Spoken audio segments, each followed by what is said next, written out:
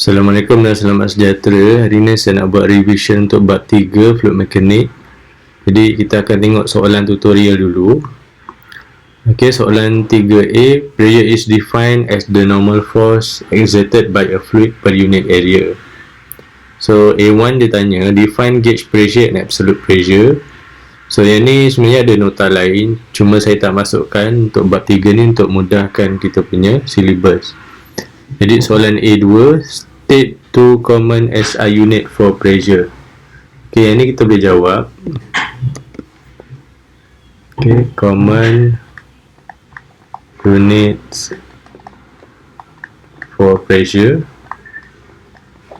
Okey, biasa kita guna ATM. Kemudian kita ada Pascal. Okey. Selain Pascal, kita ada PSI.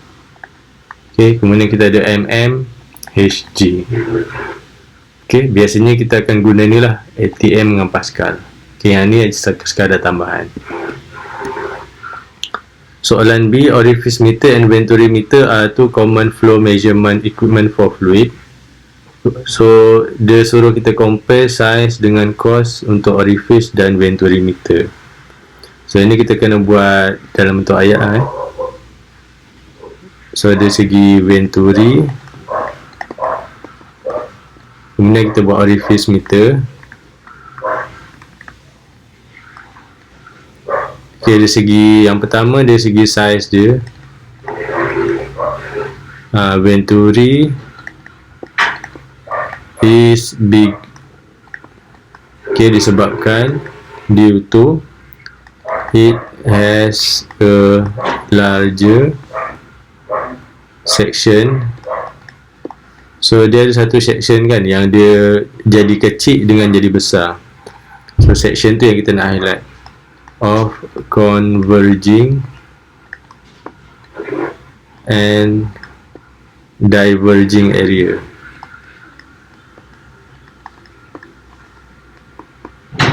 So untuk orifice, dari segi size dia memang lagi kecil, smaller than venturi. Okay, due to it has a smaller, okay, converging and diverging,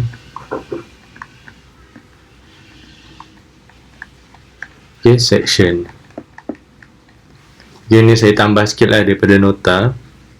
So dari segi cost, so yang ni expensive.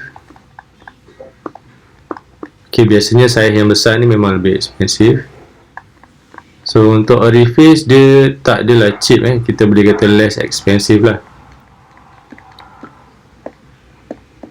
Okay, less expensive than venturi meter. Okay, itu jawapan dia. Okay, soalan C. So ini tentang buoyant force. So kita ada satu square cube, dia punya panjang, lebar dengan tinggi dia sama 90 cm. Lepas tu material untuk objek square ni adalah rigid foam. Dan dia kata 70 cm tenggelam dalam fluid ni. So fluid yang dipakai ni adalah glycerol. So glycerol dia punya density dia kita kena cari daripada specific gravity.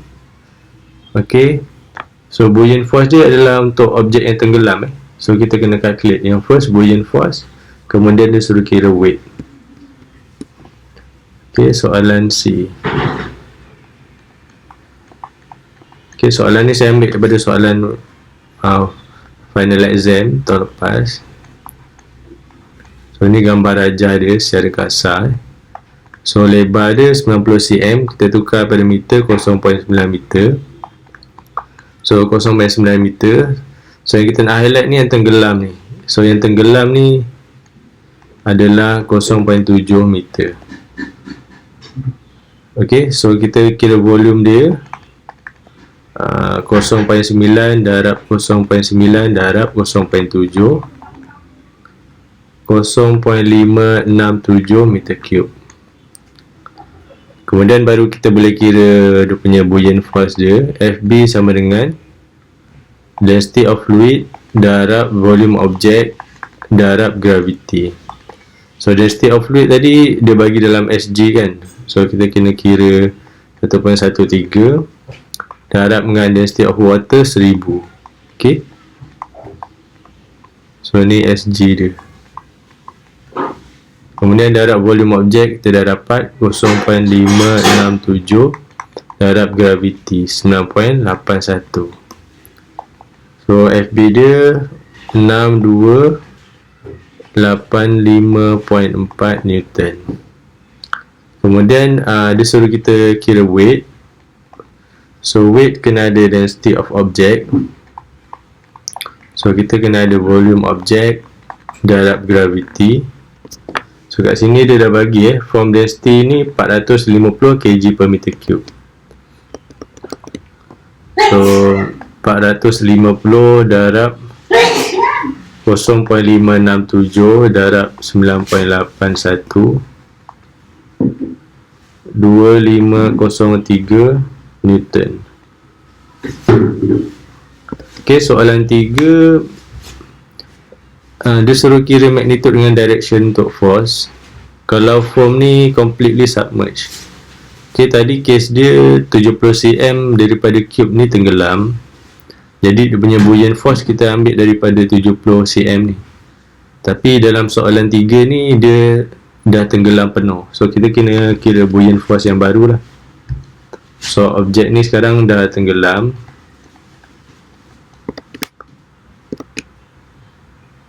Soalan B3. So objek ni dah tenggelam penuh. So dia punya volume objek dia 0.9 darab 0.9. Okay, 0.729 meter cube. So dia punya buoyant force dia density of fluid darab volume object darab gravity. Okay, 1.13 darab 1000 sebab dia masih tenggelam dalam gliserol. Volume object 0.729. Okay, darab 9.81. So buoyant force dia adalah 8081.2 Newton. So sebab berat objek tu masih sama, so kita tak perlu kira lagi lah. So weight dia sama dengan yang tadi 2503 Newton. Ok, sebab dia negatif, so kita tulislah negatif. So FB ni yang positif. So kita nak kira total force kan. So total force dia dekat Y direction lah. So FB tambah dengan negatif weight. Ok, 8081.2 tolak 2503 Newton. So direction dia adalah positif 5587 Newton upward. Ok, sebab dia punya FB dia lebih besar daripada weight. Ok, ni saya tambah lah untuk nota. Ok, selesai soalan C sorry. Ok, sekarang kita tengok soalan D. Soalan D ni adalah tentang fluid in the rigid body motion. Ok, dia tentang case elevator. Elevator ni ada dua case. Satu bila dia naik atas. Ok, so bila dia naik atas, senang kata kita ambil rumus yang positif. Sebab ke atas ni positif So bila dia turun bawah, so kita ambil rumus yang negatif. Itulah cara yang senang ingat. Ok, sebab dalam soalan dia bagi rumus, kita cuma perlu guna je. Open tank dia mesti bagi height, ok, 1.3 meter. So acceleration elevator ni adalah 3 meter per second square. So kita boleh kira lah dia punya pressure dekat bawah tangki. So better kalau nak lukis, boleh lukis dia punya situasi tu So ni ada water, so ni lift.